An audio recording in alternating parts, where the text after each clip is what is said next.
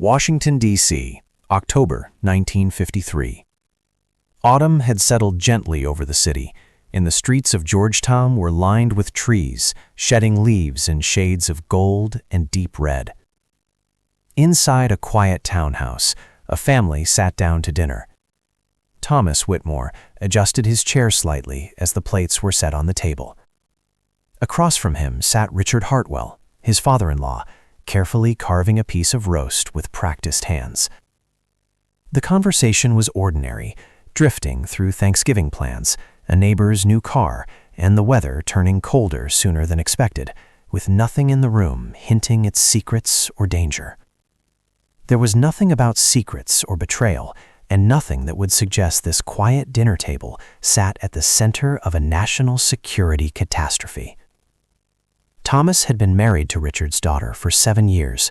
7 years of Sunday dinners, shared holidays, quiet conversations, and unspoken trust had shaped Thomas's understanding of Richard as family. Richard Hartwell was, in every visible way, an ideal father-in-law. He was a respected professor of Eastern European history at Georgetown University, a widower who had raised his daughter alone after her mother's death, a devoted grandfather who bounced Thomas's young son on his knee and taught him to identify birds in the backyard. To Thomas, Richard was family in the fullest sense of the word. What Thomas did not know, as he passed the bread and smiled politely, was that the man sitting across from him had been betraying the United States for more than 20 years. And not as a reckless amateur, but as a disciplined, patient Soviet intelligence asset recruited long before Thomas ever imagined working in intelligence himself. At that moment, Thomas Whitmore was one of the most trusted analysts in the CIA's Soviet Russia division. His job was to study Moscow's intentions, anticipate its moves, and prevent the Cold War from turning hot. He spent his days reading classified cables, surveillance reports, and intelligence assessments, while his nights were often restless, weighed down by the knowledge of how fragile global stability truly was. Those Sunday dinners at Richard's house felt like sanctuary, a place where Thomas could pretend for a few hours that the world was simpler than it actually was. That sense of illusion, fragile and comforting, was about to collapse in ways Thomas could not yet imagine. Thomas had first met Eleanor Hartwell in the spring of 1946. The war had ended only months earlier, and Washington was filled with optimism mixed with exhaustion. They met at a State Department reception celebrating the Allied victory. Eleanor stood near the punch bowl, wearing a navy dress, laughing softly at a colleague's remark. When she turned toward Thomas, he noticed her eyes immediately. Her expression was sharp, intelligent, and observant in a way that immediately set her apart. Eleanor worked as a translator in the European Affairs Division. She was fluent in Russian, German, and French, languages she had been speaking since childhood. Thomas was a junior analyst in the Central Intelligence Group, the organization that would soon become the CIA. Their courtship moved quickly. Their courtship unfolded through long walks near Lafayette Square and evenings spent discussing literature, philosophy, and politics, while carefully avoiding the classified details of their respective jobs. 6 months later, Thomas proposed on a park bench, with the White House visible through the trees. Eleanor accepted before he finished the question. Meeting her father had filled Thomas with quiet anxiety. Richard Hartwell greeted him with a firm handshake and a searching gaze. He asked thoughtful questions about Thomas's upbringing, his wartime service, his plans for the future. By the end of dinner, Richard seemed satisfied. He clapped Thomas on the shoulder and said his daughter had chosen well. Thomas believed him completely, never imagining how misplaced that trust would eventually prove to be. The wedding took place in February 1947 in a small church in Alexandria. Richard walked Eleanor down the aisle, his hand trembling slightly as he placed hers into Thomas's. In his toast, Richard spoke about loyalty, responsibility, and the importance of building something good after so much destruction. Thomas remembered thinking that night that he had gained not just a wife, but a second father. Over the following years, the Whitmores built a quiet, respectable life. Thomas's career advanced steadily. By 1953, he held a senior analytical position focused entirely on Soviet political movements. Eleanor continued her work at the State Department. Her Russian translations were highly valued, praised for their precision and nuance. They had a son, Daniel, who became the center of both their worlds. Sunday dinners at Richard's Georgetown home became routine. The house itself reflected Richard's academic life. Bookshelves lined every wall, filled with volumes in English and Russian. Artifacts from his travels were carefully displayed. The kitchen always smelled of something warm and carefully prepared. Richard had learned to cook out of necessity after his wife's death. He took quiet pride in it. During these dinners, conversation remained deliberately general. Thomas and Eleanor both understood the unspoken rules of their professions. They discussed current events without details, politics without specifics, work without substance. It was a system built on mutual respect. Yet looking back, there were signs Thomas did not question at the time. Richard seemed unusually well-informed about contemporary Soviet political dynamics for a man whose academic specialty was supposedly 19th century Eastern Europe. He asked questions that were never overtly inappropriate, but often hovered uncomfortably close to Thomas's professional world.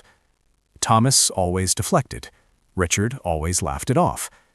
Thomas never questioned how a university professor afforded such a comfortable Georgetown home, or why Richard's interest in modern Soviet affairs felt sharper than academic curiosity alone might explain. Trust has a way of blinding even the most trained observers, and Thomas Whitmore was trained to notice patterns, threats, and deception everywhere except in his own family. The first crack appeared on an ordinary Tuesday morning in October. Thomas sat in his office at the CIA's temporary headquarters on E Street, reviewing surveillance reports from East Berlin. A knock sounded at the door. James Patterson entered without waiting for an answer. Patterson worked in counterintelligence. His job was to find Soviet agents hiding within American institutions. He looked pale. Patterson said they needed to talk somewhere private. They walked several blocks to a small coffee shop, speaking about nothing until they reached a back booth. Patterson placed a folder on the table. Inside were black and white surveillance photographs. The first image showed a man standing beneath a tree in Rock Creek Park. The second showed the same man meeting another individual, passing something discreetly between them. The third photograph was a closer shot of the man's face. Thomas recognized it instantly. Richard Hartwell. Patterson explained that the FBI had been monitoring the other individual for weeks, a known Soviet intelligence officer operating under diplomatic cover. These meetings followed classic tradecraft. The meetings followed classic tradecraft, relying on brief encounters in public locations with no obvious exchange.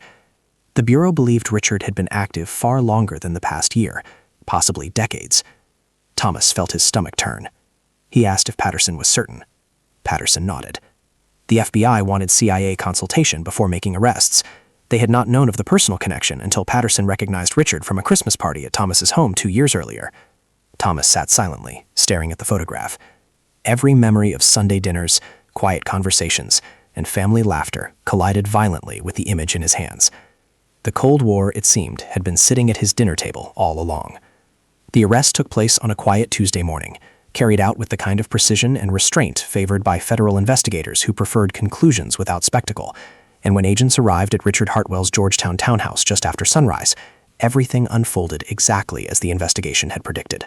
A warrant was presented, the house was secured, and within the concealed spaces of the basement walls, agents discovered the tools of a life lived in secrecy, including a compact radio transmitter, encoding materials, photographic equipment, and records of communication that revealed years of careful and disciplined tradecraft. Richard Hartwell offered no resistance and asked no questions, submitting to custody with a calm composure that suggested this moment had been anticipated long before it finally arrived, as though the end of his double life had always existed somewhere on the horizon. Thomas learned of the arrest through a brief phone call from James Patterson, whose voice remained clinical and restrained as he relayed the details, and after thanking him and hanging up the receiver, Thomas sat alone in his office for several minutes, absorbing the reality that the deception which had shadowed his family for decades had finally been exposed. The double life was over, yet its consequences were only beginning to take shape in ways no investigation could fully measure. Thomas left work immediately, unwilling to risk Eleanor hearing the news from anyone else, and as he drove home through midday traffic, he rehearsed explanations that felt insufficient before they were ever spoken, knowing that no choice of words could prevent what was about to fracture. He found Eleanor in the kitchen preparing lunch, moving through familiar routines while Daniel slept in the next room, and when she looked up and saw him arrive home unexpectedly, her expression shifted as she sensed something was wrong. They sat at the kitchen table, sunlight falling across the surface, and Thomas began to explain what had happened, describing the surveillance, the investigation, and finally the arrest, choosing his words with deliberate care, while knowing that the truth itself was already doing its damage. At first, Eleanor rejected what she was hearing, insisting there had been a mistake, that her father was a loyal and patriotic man who had devoted his life to scholarship and public service, and it was only when Thomas placed the surveillance photographs in front of her that disbelief began to give way to something colder and more terrifying. She stared at the images in silence, her hands trembling as she set them down carefully, as if acknowledging them too forcefully might make the reality irreversible. And when she finally spoke, her voice was unsteady as she asked the question Thomas had been dreading since the investigation began. Did he think she was involved? Thomas answered immediately, without hesitation, telling her that the investigation had found no evidence of her knowledge or participation, that her clearance was under review only as a procedural formality, and that he believed her innocent without reservation. Repeated it when she asked again, because she needed to hear it clearly. Only then did the weight of the truth fully descend. Eleanor's shock hardened into anger as she asked how long Thomas had known, and when he told her it had been 3 weeks, something in her expression closed off completely as she processed what that meant. 3 weeks of silence, 3 weeks of Sunday dinners and polite conversation while her father was under surveillance, 3 weeks in which Thomas had sat across from her and said nothing.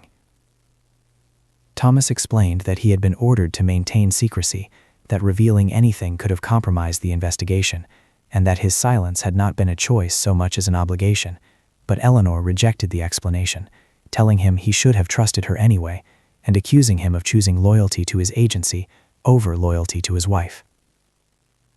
The argument escalated until their voices rose enough to wake Daniel in the next room, and Eleanor went to comfort their son without another word, leaving Thomas alone at the kitchen table, with the photographs still spread out in front of him, each one a reminder that the Cold War had now entered his marriage. Richard Hartwell's trial was conducted behind closed doors, shielded from public scrutiny by layers of classification, and when he pleaded guilty to espionage charges in exchange for a life sentence rather than execution, he offered no justification and no public apology for what he had done. Thomas attended the sentencing hearing, sitting in the back of the courtroom as Richard stood before the judge, wearing a gray suit that made him appear smaller and older than Thomas remembered, and when asked if he wished to say anything before sentence was passed, Richard paused only long enough to express regret for the pain caused to his family. As he was led away, Richard glanced back once and met Thomas's eyes briefly, and in that moment Thomas saw neither defiance nor visible remorse for the espionage itself, but rather the exhaustion of a man who had been living 2 lives for far too long. Eleanor attended the hearing but refused to look at her father, and when it ended she walked out without speaking to anyone, including Thomas. The months that followed were defined by quiet damage rather than dramatic collapse. Eleanor was cleared by the security investigation, but resigned from the State Department anyway, unable to endure the whispers and sidelong glances that followed her through the corridor she once navigated with confidence, while Thomas was reassigned to a different division, his career permanently altered by association despite the absence of any accusation against him. At home, Eleanor moved between grief and fury, having lost her father twice, once through his arrest and once through the realization that she had never truly known him. And she spent hours sorting through old photographs and letters, searching for signs she might have missed, but finding nothing definitive, which somehow made the betrayal more painful. When she asked Thomas what damage her father had caused, he hesitated before answering honestly, explaining that most of the assessment remained classified, but that Richard had provided high-level political intelligence for more than 2 decades, including names of sources and details of policy discussions.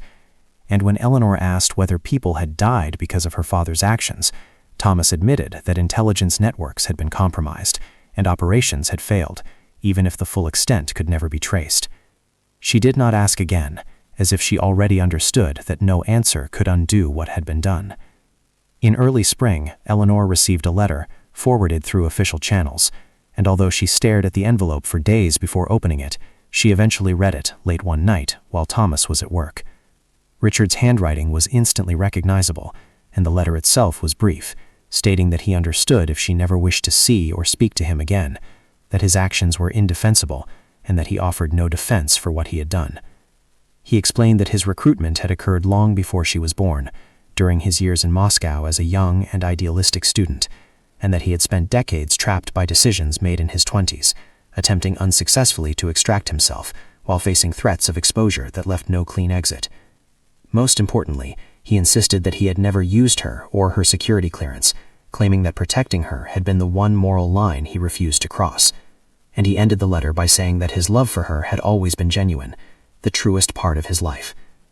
Eleanor showed the letter to Thomas, and they sat together in silence, reading the words slowly, until Eleanor finally cried for the first time since the arrest, and Thomas held her without speaking, as something began to shift between them, not toward forgiveness, but toward movement. In the months following Richard Hartwell's sentencing, life did not collapse in a single dramatic moment, but instead unraveled gradually, as though the damage left behind by espionage preferred erosion over explosion, and Thomas Whitmore came to understand that the most enduring consequences of betrayal were often quiet, persistent, and difficult to measure. Eleanor retreated into a carefully controlled routine, directing nearly all of her energy toward Daniel and the practical demands of daily life, waking early, preparing meals, managing schedules, and maintaining the household with a precision that left little room for conversation or emotional vulnerability. She spoke to Thomas when necessary, and never with cruelty, yet the distance she maintained between them proved harder to endure than anger would have been, because it carried the unspoken implication that something fundamental had been removed and might never be restored. Thomas accepted this distance without protest, believing that if blame had to settle somewhere beyond Richard himself, it belonged at least partially with him, and he continued cooperating with counterintelligence officers by documenting every memory he could reconstruct of his interactions with Richard, even when doing so felt like dissecting his own past.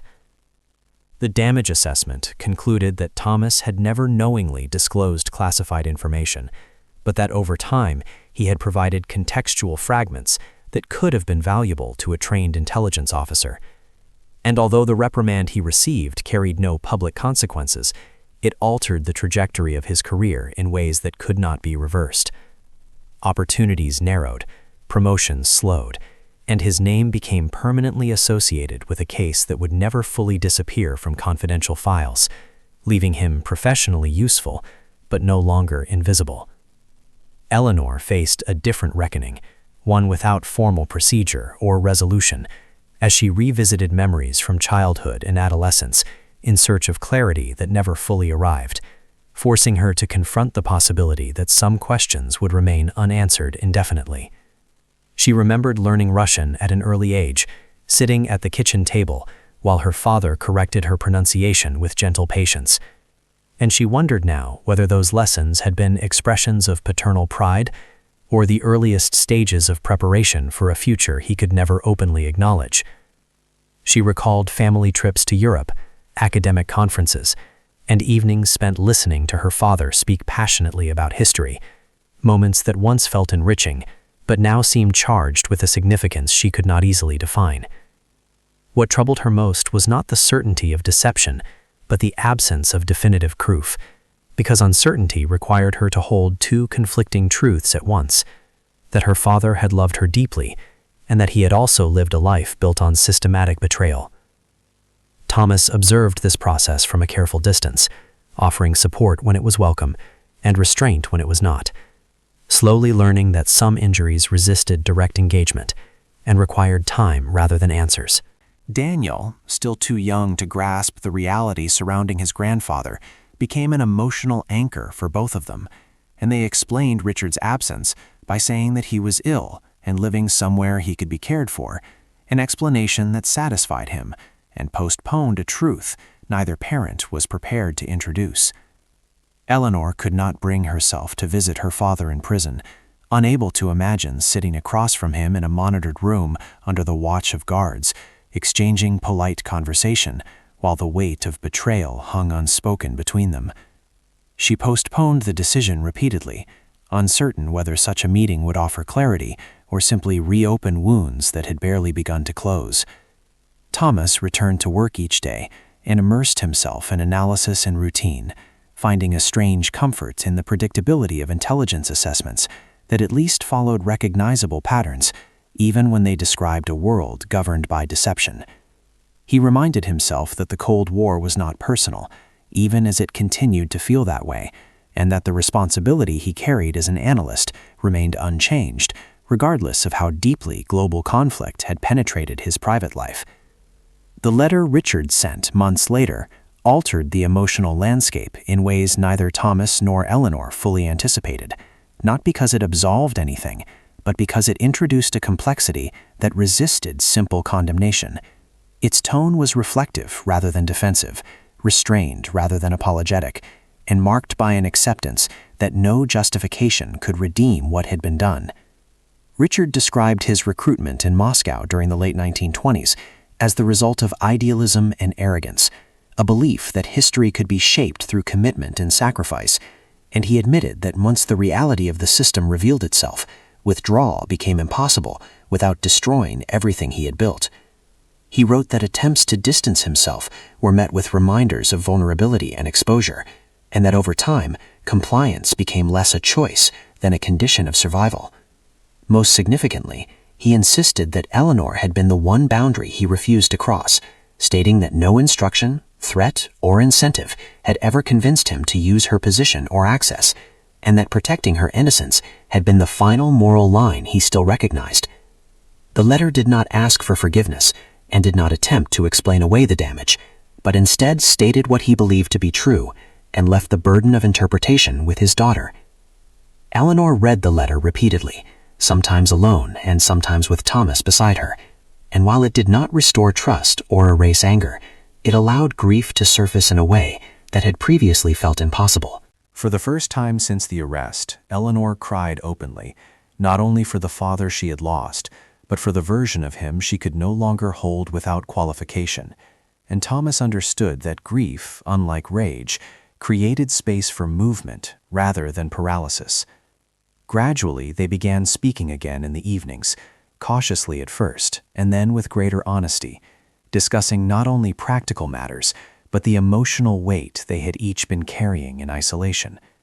Thomas found himself explaining aspects of his work he had never shared before, not operational details, but the moral fatigue that accompanied a career spent navigating ambiguity, while Eleanor listened, not as a government employee or a betrayed daughter, but as someone trying to understand how people could commit themselves to systems that demanded silence, compromise, and sacrifice. Eventually, Eleanor decided to visit her father, returning home one afternoon and stating calmly that she had traveled to Pennsylvania and met him in the prison visiting room. Richard, she said, had aged rapidly, his posture diminished and his expression hollowed by confinement and regret. And when they sat across from each other, she told him plainly that she did not forgive him and might never forgive him. Richard did not argue or attempt justification, but wept openly, something Eleanor had not seen since her mother's funeral, and told her that understanding was more than he deserved. The meeting brought neither closure nor reconciliation, but it established boundaries Eleanor could live with, and she chose to visit him periodically after that, on her own terms. Thomas never asked what was discussed during those visits, recognizing that some reckonings lost their meaning when shared. As years passed, the immediate shock faded into a quieter awareness that never entirely disappeared, shaping choices rather than dominating them. Thomas's career stabilized but never fully recovered, and while he continued contributing valuable analysis, he was no longer entrusted with the most sensitive strategic planning, a decision driven by institutional caution rather than punishment. Eleanor rebuilt her professional life outside government service, eventually returning to academia, where her expertise could be valued without security clearances or suspicion, and she found purpose in teaching, guiding students through language and history without the shadows that had once consumed her work. Their marriage did not return to what it had been, but evolved into something more deliberate, built on honesty rather than assumption, and resilience rather than innocence. And although the scars left by betrayal never fully faded, they no longer defined every day. The Cold War had passed through their home and revealed the cost of divided loyalty, leaving damage that could not be undone, but also forcing a reckoning that neither of them could avoid. Years passed, and with time, the immediacy of the crisis receded, though its presence never disappeared entirely, settling instead into the background of Thomas Whitmore's life as a constant reminder of how deeply personal history could be shaped by forces far larger than any individual choice. Thomas continued his work within the intelligence community, contributing carefully measured analysis and quiet expertise to a system that valued his skills while never fully forgetting the case that had once brought uncomfortable attention to his name. He was no longer considered for the highest strategic positions, not as punishment but as precaution, and he came to understand that in intelligence work, association alone could carry consequences independent of guilt.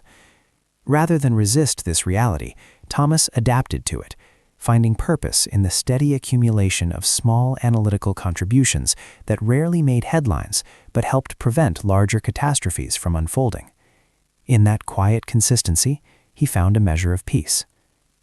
Eleanor rebuilt her life along a different path, one that deliberately distanced her from institutions that thrived on secrecy and silence. And when she accepted a position teaching Russian language and literature at Georgetown University, it felt less like retreat and more like reclamation. In the classroom, she engaged openly with history and language, guiding students through texts shaped by ideology, fear, and ambition, while refusing to romanticize the systems that had consumed her father's life. Her students admired her clarity and restraint, never suspecting the personal history that informed her perspective, and Eleanor preferred it that way, choosing to be defined by what she built rather than what had been taken from her. Together, she and Thomas raised their children within a household shaped by honesty rather than illusion, avoiding unnecessary secrecy while acknowledging that some truths required maturity and context to fully understand. Daniel grew older, eventually learning that his grandfather had made serious mistakes and lived the consequences of those choices, an explanation that expanded gradually as he matured, guided by Eleanor's insistence on truth without sensationalism. Their daughter, Catherine, born several years later, grew up surrounded by books and conversation, eventually developing a deep interest in history that seemed both ironic and inevitable, given the legacy she had inherited. Neither child was shielded from the reality that the world was complicated and often morally ambiguous, but both were taught that responsibility lay in how one responded to that complexity, rather than in pretending it did not exist. Thomas and Eleanor believed that this honesty, however uncomfortable, offered a stronger foundation than silence ever could. In the early 1970s, Thomas was contacted by the CIA's Historical Division, which had begun the slow process of reviewing and declassifying select Cold War cases for academic study, and he was asked whether he would consent to an interview regarding the Hartwell case. After careful consideration, Thomas agreed. Sitting across from a young historian who had no personal memory of the 1950s, and for whom the Cold War existed primarily as an object of study, Thomas answered questions that had once felt unaskable, describing events with a measured distance shaped by time rather than denial. When asked how it felt to discover that his father-in-law had been a Soviet agent, Thomas paused, choosing his words carefully, and explained that while betrayal and anger were unavoidable, they had been accompanied by a reluctant understanding of how a man could become trapped by choices made under ideological pressure and fear. He made clear that this understanding did not excuse espionage, but it did complicate the human story behind it, revealing how loyalty and deception could coexist within the same person. The interview was recorded, sealed, and placed into classified archives to be revisited by future generations. Eleanor never participated in such interviews and never spoke publicly about her father, preferring to keep her reckoning private and her boundaries intact. She continued teaching until retirement, respected by colleagues and students who knew her only as a scholar of language and history, unaware of the personal experience that had shaped her insights. Thomas retired from the CIA after more than 3 decades of service, leaving behind a career defined not by dramatic triumphs, but by steady contribution. And he and Eleanor moved to a quieter life in rural Virginia, where routine and simplicity replaced the constant hum of geopolitical tension. They spent their days reading, gardening, and visiting their children and grandchildren, rarely speaking of Richard unless prompted by a direct question, and when they did, Eleanor answered honestly but without emotional excess, offering facts rather than interpretation. In 1962, Richard Hartwell suffered a stroke while still incarcerated, and Eleanor traveled to Pennsylvania to be with him during his final days, returning home afterward without sharing details of what had been said between them.